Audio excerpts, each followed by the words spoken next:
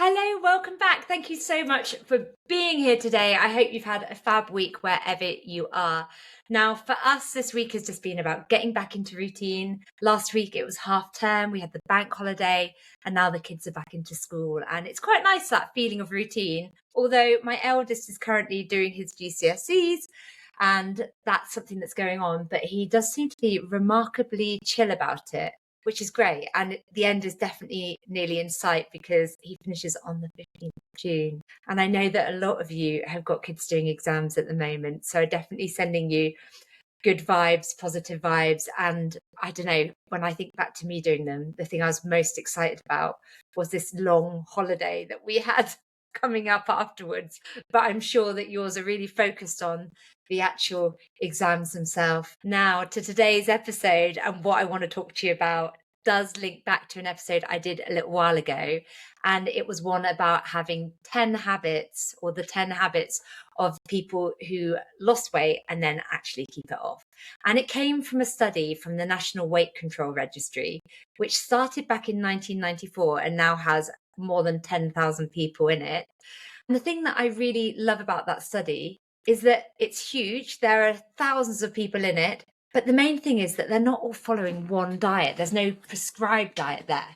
There's no magic plan that they're trying to prove that works. They eat in a different way. They likely exercise very differently as well. But what they do share isn't the diet, it's this handful of behaviours. And what got me thinking then was that there's this other side, isn't there? We spend a lot of time focused on what people who succeed have in common, but there are also these things that we tend to have in common when we're struggling.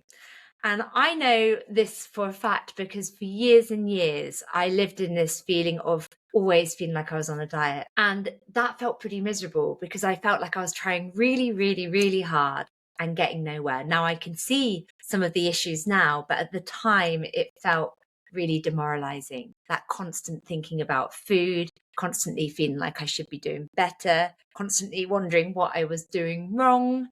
And that was pretty miserable. And looking back, it's likely what kept me at maintenance for a long, long time. And then I always felt like I had weight to lose, but got nowhere with it.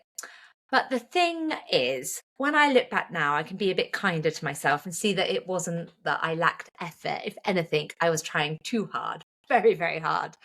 It's just that I was directing that effort at the wrong things, a lot of effort to minimum reward. So I do want to flip the conversation a little bit this time. Instead of thinking about the behaviors that help people lose weight and keep it off, I want to focus on the 5 biggest mistakes that I see when it comes to fat loss, particularly in women who are over 40, although really most of this applies to anyone who is trying to lose some weight. And I'm using the word mistake very loosely here because this is definitely not about laziness or lack of willpower or lacking motivation. Most of the women who are making some of these mistakes are working really, really hard. And this is often part of the problem. The effort's there. It's just like I was, it's going into the wrong things. So if you do recognize yourself in anything that I say in this episode, and I suspect that you will, then please don't beat yourself up. Use it as an opportunity to gain this awareness, because if we're not aware of it, we can't do anything about it. The first one, and it's something that I see again and again, is treating fat loss as this short-term project. And the tricky thing here is that you might not even realize you're doing it. Now, I've spoken about this before in All or Nothing Thinking, but it can have that fresh start feeling, where you start a new program, a new challenge, and you have that fresh bit of motivation and you go all in because you've only got to keep it up for the length of the program. Maybe that's 6 weeks, maybe it's 8 weeks, whatever it is. And you think, right, I wouldn't normally eat this way. My kids are definitely not going to like this food, but I can eat separately. And I only need to manage it for the next 6 weeks or until I go on holiday. And the issue with this is that fat loss at this point has quietly become a thing with an end date. And it's the reason that I stopped running these 6 and 8 week programs, because your health absolutely shouldn't exist just for the length of a program.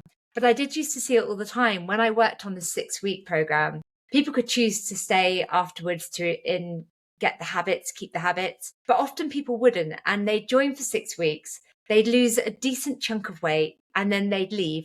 And then I'd notice that their names would pop up again a few months later, having put it all back on. and then it would continue. And it's normal for our weight to fluctuate. You might gain a little bit of weight, even if you've done it in a nice, sustainable way, but you shouldn't be putting all the weight that you've lost back on all the time.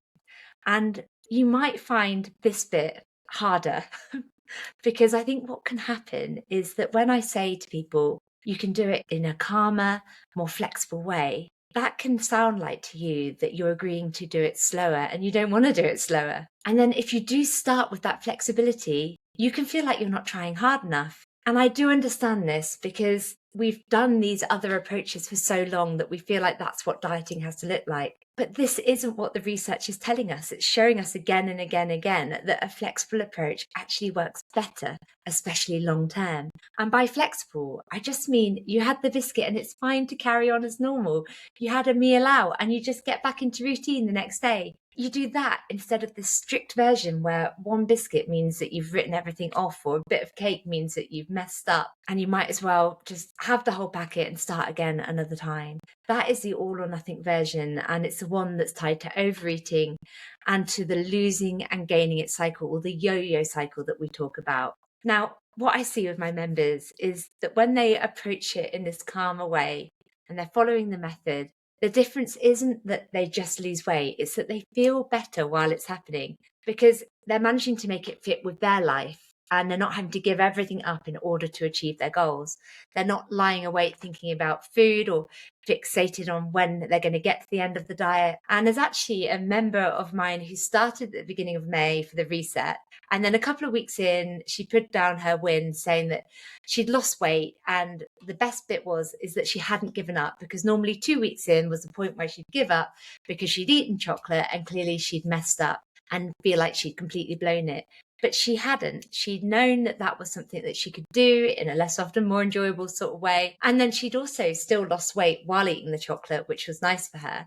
And then a week or so later, she mentioned that she wasn't even craving the biscuits anymore, which is likely down to how she was building her meals. Now, she was losing weight and she was losing a decent amount of weight, but maybe that wasn't 4 pounds a week, which is not so sustainable. But she also wasn't losing 4 pounds 1 week and then gaining it straight back because she felt so over restricted. She's just losing it and it's going over time. And this time of year is when we can be so tempted to go on those sorts of diets because holidays are coming up. And I am all for having a holiday goal. I think it can be great motivation if feeling good while away matters to you, and if part of that is you feeling more comfortable in whatever it is you're wearing. But the whole no carbs before marbs approach is not one that I would suggest you follow. No going all in and clearing that diary so that you've got nothing happening until your holiday, because this is where things can unravel. You restrict hard, the weight does come off,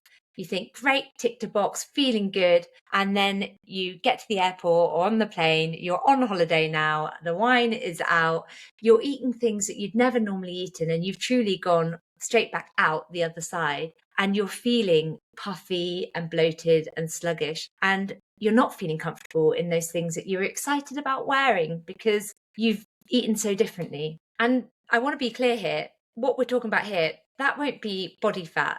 The fact that your eating's changed so dramatically is going to cause a bit of water weight as well. But then what can happen is you then come home, you beat yourself up because you felt like you've reacted to your holiday. You think you've gained everything that you'd lost beforehand, and you go into that yo-yo dieting again. And the diet that you did in order to go on holiday was not one that was built for while you're away. And it's absolutely fine to take the focus on fat loss while you're away.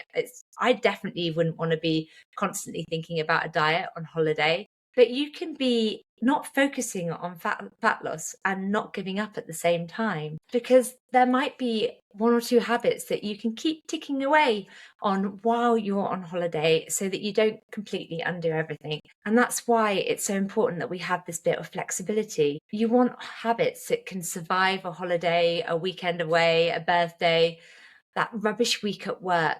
So a really useful question to ask yourself is, could I see myself still doing this in 5 years? And it doesn't mean here that every habit has to feel like super lovely from day one, because that's not quite how it always looks. Sometimes when we're trying to build these new habits, we need to make ourselves do them to begin with. There's that whole saying about action brings motivation. And I think that is true. So we start doing it, but then it's not about white knuckling your way through it until a deadline. It's doing it in a way that feels good for you. And part of that is then noticing that progress, noticing the things that aren't connected to the scale that are making you feel better, having more energy, better sleep, your mood increasing, your relationship with food feeling calmer. You're just feeling more in control, and the habits that get easier to properly hold on to because you're not chasing that outcome constantly. You're actually getting something back for it right now. And that's way more motivating. It's much harder to give up on feeling good. And belief really comes into it here, because every time that you notice the progress that you're making in this flexible way, you believe that it can work a little bit more. So really the calmer, more flexible middle isn't the slower road. More often than not, it's actually the one that will get you the results you want. So instead of how fast can I lose this, I think the better question is, am I building something that I want to keep? Because maintenance shouldn't look that different to the actual diet itself. We still want to be moving for health. We still want to be doing some form of exercise. We still want to be eating nutrient-dense foods. And the calorie difference doesn't look loads day to day. So make change that you want to keep. And if it is feeling super restrictive, then likely it's not sustainable. You can listen to my podcast on the all or nothing thinking about this one as well, because in that I do talk about how that can often be a mindset thing. It can be the expectations we're putting on ourselves. So the plan itself might be great and telling you that you can take this slower approach, but we often bring these ideas in with us because we have done it that way for so long. So it really does come down to us saying, right, I trust the process. This time I'm going to focus on what I can manage realistically. And we're going to talk about that a little bit later. So the second mistake that I see is when we get fixated on just one calorie number and we forget about whether the food's actually satisfying. And then the whole day can become about hitting this one target. So maybe you've got 1,600 or 1,800 calories, whatever the number is. And as long as you land around that number by bedtime, bish, bash, bosh, success, high five. And there's no real thought here about whether those meals are actually keeping you going or making you feel good. I think underneath it, there's this belief that less is just better when it comes to fat loss, that if we go smaller meals, then we'll get faster results. And so you make them smaller and smaller. And I did do this for years, but for me, it was a purposeful thing, thinking that I tend to snack in the evening. So if I go as small as possible with breakfast and lunch, then I have more calories for the evening. I have wine and chocolate. And I was only really looking at the total. And another place that I've seen this is when I've been in staff rooms in the past, and you'll see women coming in, particularly this time of year, who are on a diet, and they will have this lunchbox that's got a little bit of salad, and not good salad, I might add, shit salad, and rice cakes. And that is what they're trying to eat. And then with both my old approach and this approach, what tends to happen is that we might feel okay to begin with, but then mid-morning we are starving and we might pinch a couple of biscuits. And then because we've had that couple of biscuits, we don't feel like we can justify a bigger lunch. So then we either skip lunch or have just a little bit again. And then in the afternoon, we're doing the same. We're raiding the cupboards and then we're blaming willpower. But it isn't willpower. I make terrible decisions when I'm very, very hungry. And really, I think this is just how it works. And the reason this happens is because we haven't built meals that were intended to sustain us at all. They were never going to be keeping you satisfied. And the thing here is that how satisfied we feel turns out to be one of the biggest predictors of whether you are going to stick with the approach that you're taking. You know, when we make fat loss harder and harder, and when you're feeling really quite hungry all day long, and there's a difference between feeling a little bit hungry and ravenous, it feels impossible to keep going. So really, at this point, the thing to focus on is, instead of thinking, how low can I get my calories? Really, we want to start asking ourselves how we can make these calories work harder for us. Because a lot of my members will tell me that they feel like they're eating more than ever while losing weight, but they're not eating more calories at all. They're eating more food, more volume. there's more food on the plate. And this comes down to that calorie density. It's almost a volume eating, which is just how many calories are packed into a given amount of food. So how many calories per gram. Things like fruit, veg, lentils, beans, potatoes, they're low in calories for the amount of room they take up. So you get a proper plateful. It looks a lot, feels great, and you feel physically full afterwards, eating fewer calories while doing it. And there's another study, it's a relatively small study, but I do like it, where they gave people different foods that all equated to 240 calories. Then they measured how full they felt over the next couple of hours. And boiled potatoes came out as the most filling thing on this list. I do want to add here, though, they didn't put loads of protein sources in this, but no surprises in saying that croissants, cakes, donuts came down at the bottom of the list. Same calories, completely different fullness. So not all calories are going to fill you up in the same way, and some are going to have a higher satiety for the same amount of calories. And since that study, researchers have spent years in trying to work out why some foods keep us satiated for longer than others. And part of it is going to be the volume and the water content. So food that physically fills you up, but it isn't the whole picture. It's not the whole story. Now, the other main things are protein and fiber. And I'm going to talk about protein first, because protein isn't just about building muscles or muscle recovery, although it is great for that. What protein really helps us with, especially if we've got a fat loss goal, is that fullness. Protein is shown to keep us fuller for longer. And when I talk about the member who joined and was finding that she wasn't craving biscuits anymore, one of the reasons for this is because she will have increased the protein in her meals. And that's something that she's intentionally working on. And that is supported by the research as well. You know, when you simply just focus on eating more protein, you naturally start eating less overall without feeling like you're constantly trying, because you're not as hungry. And this can come down to a bit of a hormonal reason. Protein bumps up a couple of hormones. One is the GLP-1 and PYY. And these are the ones that tell your brain you have had enough. And it also brings down ghrelin, which is the one that makes you feel hungry. And I remember ghrelin as grrr, hungry. Anyway, GLP-1 is going to be one you've heard of because it's things like Ozempic and Wegovy. They're targeting that hormone. And protein isn't doing it in quite the same way, but it is just nudging your own natural version of it a lot more gently. So more protein means stronger fullness signals and weaker hunger ones. And the real benefit isn't some metabolism trick. It's simply that you stay fuller for longer, which means you're leaning on willpower a lot less. And then we have fiber. And fiber often gets totally overlooked. I know a lot more people are talking about it now, but fiber can slow your digestion down, and that in itself is going to keep you full. It's great for your gut as well on top of that. Now, something I do see is where people throw themselves into trying to get more protein, but they forget about fiber, and that fiber's got a role in keeping us full as well as helping our gut health and so on.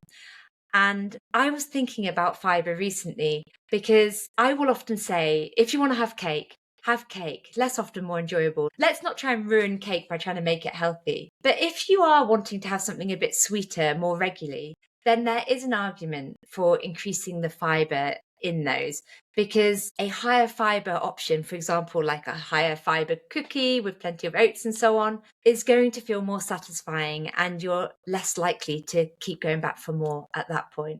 So I think fiber is a useful one. Try and include it in your meals, but also it can be quite nice to eat those things that feel like treats that have got a bit of fiber in them as well. There is a little bit of a trap though, because some of you might hear eat more protein and you can really struggle to reach your protein target, but you might still be trying to keep your meals quite small, and therefore protein isn't quite as high as it could be in the meals. You're still snacking, but now your snacks are protein bars and protein balls and protein yogurts, everything protein. And you're never feeling satisfied because you're snacking more, and your snacking's got a lot more expensive. Now, what we want to do really is to build proper meals first. Think meals over snacks. And in those meals, we want to think about the nutrients, plenty of protein, and we want to also get plenty of fiber where we can. Now, there's a couple of ways to do this, because ultimately we want that meal filling us up. And I tend to do it where I'm building a meal around protein, and I will also focus on getting plenty of veg in there for fiber. But if my fiber isn't quite sitting where it needs to, I might have a an apple or some berries as a snack as well to just bring my total fiber up for the day. But one of my members does it differently. And I love this approach as well, where she will choose vegetarian recipes that have loads of fiber in them. And she will then add some protein to this to increase the protein in that meal. And that could be adding a plant-based protein to it. If you're somebody there, you might add tofu or anything like that. But she will add a source of protein so that she knows that she's getting plenty of protein and plenty of fiber in her meals, and it makes her feel really full. And for her, it doesn't feel like she's having to think really hard about what she's doing there. But something we can often forget is we'll look at the components, the source of protein with each meal. You might go, okay, I'm going to have some 0% Greek yogurt that's got protein in it. I'm going to have some chicken breast that's protein in it. But a lot of protein, it might not be complete protein, but a lot of protein comes packaged up with other things anyway. So beans, lentils, chickpeas, eggs, dairy, whole grains. You're not often getting just protein from one thing on its own. And it really doesn't need to be fancy either. You know, having eggs on a bagel with an apple on the side, we've got our protein and our fiber there. And that food is enough to keep you satisfied. So lunch doesn't need to have to be this complicated thing. And we definitely need to stop treating our meals like there's something we've got to get through so that we can save our calories for later. So my main take home from this part is meals over snacks. Make your meals keep you fuller for longer so that you're not having to rely on willpower and motivation, because that is no fun. And then fat loss becomes easier because you're not feeling hungry, and you can make much better decisions when you're not feeling hungry. Now, mistake number 3 is when we think that healthy automatically means that it's fat loss friendly. It's a really common one. It's that assumption that because you eat healthy food, you should be losing weight. And this is one where I'll often have people saying to me, I eat so well, I really don't understand why nothing is moving. And they're not making it up. They really are eating well, loads of veg, proper home cooked food, nothing that you'd call junk. You know, they avoid ultra processed food. So it can feel really baffling and really quite unfair as to why it's not working. And often this is someone who has never tracked before or isn't tracking at the moment. And because of this, there isn't really that sense of how many calories are in our food. And it creates a bit of a blind spot there. And the thing is, healthy food is going to be brilliant for you, but it is still going to have calories in it. And when it comes to fat loss, you still need to be looking at the calories consumed in the day. Healthy and fat loss friendly aren't always the same thing. And I did learn this the hard way. I did paleo, and I treated it like a plan that you had the list of foods that you're allowed, and that meant you could have as many as you wanted of those foods. And for the first time in my life, I was snacking on nuts, and I gained weight. And a friend of mine did the same. She wasn't on paleo, but she decided to swap biscuits, which she considered unhealthy, for nuts, which she considered healthy, and gained weight. And when we looked at it, she was actually having about 600 calories of nuts as a snack versus her 150 to 200 calories of biscuits. And it's easy then to see what happened. Now, there is nothing wrong with having nuts, but the calories in those nuts do still count. And things like nuts, olive oil, avocado, granola, they are really lovely foods, full of healthy fats and fiber and all of those things. And the issue isn't the food, it's just that we should have a rough idea of how much we're having of it, because it's so easy to sneak up on you. And sometimes those most innocent looking meals, the really healthy yogurt bowl with the oats, a scoop of granola, a handful of nuts, drizzle of honey, some dried fruit, looks so good, so healthy. And it's actually really, calorie wise, ends up being quite an enormous breakfast. Or it might be that you're choosing to have salad because you're being virtuous, and it turns out to be swimming in oil. It's got lots of avocado in it, seeds and nuts chucked on the top, a bit of cheese in there, some creamy sauce. And those things are all great, but they all do add up fast, especially when nothing is measured and you're just focusing on feel, what looks right. And research actually tells us that we are really bad at estimating how much we eat. We tend to consistently and quite considerably underestimate how much we're having. And this tends to be worse with those calorie dense foods. And it's not that anyone is lying about what they're having, it's just really hard to eyeball. Now, you don't need to track everything in order to lose weight. Loads of people lose weight and keep it off without even tracking a calorie ever. But a bit of awareness can really, really help. an awareness in particular of those more calorie dense foods. And sometimes just tracking for a week or two can help, weirdly, in like an educational sort of way. It doesn't need to be a forever thing. It's just so you can go, right, that is what 30 grams of nuts actually look like, or I get 6 almonds per portion, or right, that is how much oil I'm going to be putting on. And things like those higher fat foods might be things that you continue to measure in. That might be the only thing that you're measuring when you're doing your meals. We can put a bit of a money analogy on this. You don't need to check your bank balance every 5 minutes to stay on top of things, but you do want a rough idea of how much things do cost. Otherwise, you've got no idea why you're skint by the end of the month. And calories are going to work in the same way. You don't need to obsess over every single penny, but you do want a rough sense of the price tag. And then over time, this is what ends up happening anyway.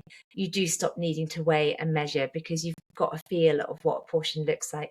If you've been eating kind of similar meals over time, you're going to have a rough idea of the calories in it anyway. This is the thing I'll say to people: if I'm focusing on fat loss, I don't need to track my calories. I don't like tracking my calories. In another way, I am, because I'm planning my meals in advance. I know the rough calories in those meals. I'm focusing on eating those meals, and therefore I can easily have an idea of the total. And this links back then to what we were saying about some of the foods are going to give you lots of food for very few calories, those things like potatoes, your fruit, your veg, your beans, and others are just as nutritious, but easy to put a lot away without noticing. And that's your nuts, your nut butters, your oils, your granola, your avocado, and then the cheese and so on.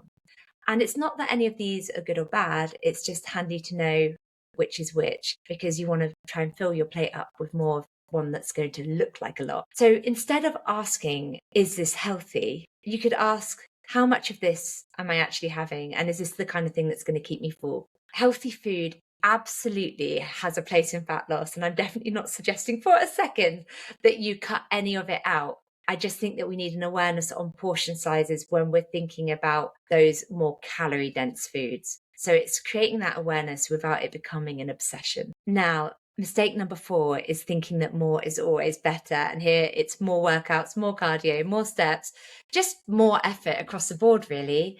I think there's this belief that if you simply just do more, then fat loss will speed up to match it. And the problem is we rarely stop to think about the time and energy we've actually got. So we just keep piling more on top of what we're doing, more sessions, trying to do workouts every single day, more steps, more everything, until eventually we're running on empty. And the thing that a lot of you might not realize is that our workouts are actually only a very small slice of the energy we burn in a day. And a surprising amount comes of it from just general movement that you're doing the rest of the time. And there's a name for this. I've mentioned this before, but you don't need to remember. It's non-exercise activity thermogenesis, referred to as NEAT. And it just means the everyday movement that isn't exercise. Walking around the house, standing, doing housework, all of those little bits are going to add up a lot more than you realize. And what I find very interesting is how clever our bodies are, because when you often push the exercise up, our body will compensate and try and conserve energy elsewhere. So you move a bit less without even realizing. You sit down more, you rest more. You're just generally less active for the rest of the day. And I'll see women who will feel like they need to go hard on their workouts because they feel that that is what is going to help them shift the weight. And then they're so wiped out afterwards that they barely move for the rest of the day. And as a coach, we have to play this fine line, because often when we start strength training, there is a sense of you might get quite significant DOMs afterwards, but you don't want to get it to the point where you can't move, because general movement is so important. And if you do have a fat loss goal and you constantly are getting these DOMs that mean you can't move, then that's kind of counterproductive. And more exercise definitely isn't going to mean that you've burned more calories across the day. And I don't really like seeing exercise as a way of burning calories. Really, our body is just very good at conserving energy when it knows or senses that we need more of it. Now, we've also got the hunger side of exercise. Exercise can really ramp up our appetite, especially when it's larger amounts of cardio. I definitely see this on Saturdays when I'm doing my long run. If I've not fueled properly before or after, I will be absolutely ravenous later on or the next day, because sometimes when I finish my run, I feel like I just can't eat quite yet. But if I leave it too late, then I am wanting everything. And there's no deciding calmly at that point. I'm just pure hungry. But the thing is, when we are more active, we do genuinely need more fuel. So if we're trying to restrict very hard at the same time as moving loads more, the hunger can become quite overwhelming. And there's research on this as well, because some people just eat naturally more after exercise to make up for it without even realizing it. It's one of the reasons exercise on its own often does less for fat loss than people expect it to. Now, steps are a little bit different because general movement, like walking, doesn't take much recovery. So you can do plenty of it without wearing yourself out. And the research around this is pretty solid, that moving more day to day is good for you on just about every level. But there is a difference between having a naturally active life where movement just happens and forcing yourself because you've decided that you should. Like it's a punishment. I need to go out and walk. I need to do more and more steps. And I had this actually recently with my husband. We went on holiday, went to Barbados. He felt like before we went, he gained weight. And you would have thought going on holiday, you'd be eating and drinking more, you might gain it. But actually, he was just generally more active. He wasn't forcing exercise or anything like that. And he realized that he was losing weight without even trying. And I had a message from a lovely lady recently. She was saying that pretty much the same thing, that she'd been on holiday and she'd lost weight, which she wasn't expecting. And she was thinking maybe it was because of all of the different food options around her. But often on holiday, we are just more generally active. We're walking a bit more and sightseeing, and we might be sitting around a lot less. We're relaxed, our stress is down. And then because of all this, you are going to be then more likely to tune into when you're actually hungry and when you're actually full. So the key thing is that movement happens on its own. Nobody has been forcing it. Nobody was doing it to burn calories or to make up for a bigger dinner. It just happened because they were out and lived. I think trying to earn your calories through exercise psychologically can feel really hard. There can be periods of time where you aren't able to move as much. And we want to be able to trust ourselves in all situations. We don't want to have this constant anxiety if we've eaten more and not got as many steps. So when you're looking at moving, do it in a way that makes you feel good. And often moving more will make you feel good. It's just not making it feel like this is constant punishment. Now, strength training is fantastic, obviously. It's going to help you sustain your muscle mass as you get older. So it's brilliant for healthy aging. It can change your shape. It can make such a difference to your body composition, change your shape. I heard it referred to as nature's Spanx recently. But we need to remember that if we're constantly trying to get these strength workouts in, if we're thinking more is better, our muscle building doesn't happen during the workout itself. It happens afterwards while we're in that recovery stage. So if you're permanently exhausted, never giving yourself a chance to recover, the whole thing starts to work against you. Your recovery suffers, your workouts get worse, and your motivation can drop off a cliff. And the muscle that you wanted to build isn't getting the chance to build. But there is a sweet spot, a point where you're doing enough to get the results. Think effort reward ratio. If you constantly push past that, you're often just feeling like you're piling on fatigue without anything to show for it. So the question to change this is, instead of asking, how can I do more? Start asking, what can I actually recover from? What will make this feel easier to do? Because some days you'll be able to do more, you'll be able to push more. And other days you might want to back off and let there be a bit more recovery. This is why I went with that goal of coming back and finishing, feeling better than I did when I went out. And that can apply to any movement at all. Do it so it makes you feel good, because it's much easier to keep going on things that make you feel good. So the final mistake that we're going to talk about today is one that leads very naturally on from what we've just been talking about, because we were just talking about the trap of doing more and more and more. And part of that is what's going on underneath. And that's that we expect ourselves to show up at the exact same level every single day. So no plan for real life. We're expecting to have the same energy, same motivation, same amount of time, same everything going on each day, which is why I think we are looking for those empty diaries before we can even start doing a plan. But life just doesn't work like that, does it? Some days you're going to sleep terribly. Some days work's an absolute nightmare. The family needs you. Your hormones are all over the place. You're traveling or on holiday or just feeling exhausted. And the point here is that the problem was never that life got in the way in the first place. Life was always going to get in the way, because that is just life. So we want the plan to work with life not the other way around. And if we think about the classic version of this, it could be that you've planned a lovely, healthy family meal, and then you get home and you are exhausted. You're missing half the ingredients. Your brain is fried from the day. You've got nothing left in the tank, and the meal that you had in mind just is not going to happen. Those things happen.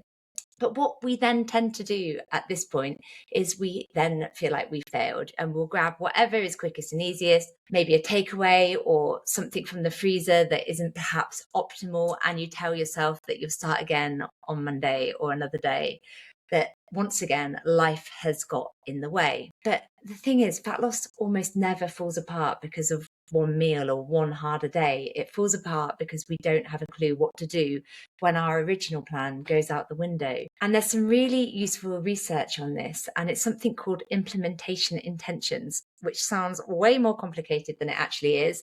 All it means is you're much more likely to follow through when you've decided in advance what you're going to do if something does get in the way. So in plain terms, it's an if this happens, then I'll do that sort of plan. And it's why I go on and on about minimums. I want us to be really clear on what our minimum is, because sometimes people can interpret this wrong. Your minimum isn't the goal, it's just the safety net. You are going to aim for your optimals as much as you can. You're going to aim for the plan as much as you can, but you've got this there when you need it. So it might be things like, if I can't do my full workout, then I'm just going to do one round. If I can't manage my longer walk, then I'm just going to walk to the end of the road and back. If I can't cook the meal that I planned, then I'll have something from the freezer, some leftovers, or I'm just going to make sure that I get a decent amount of protein with that meal.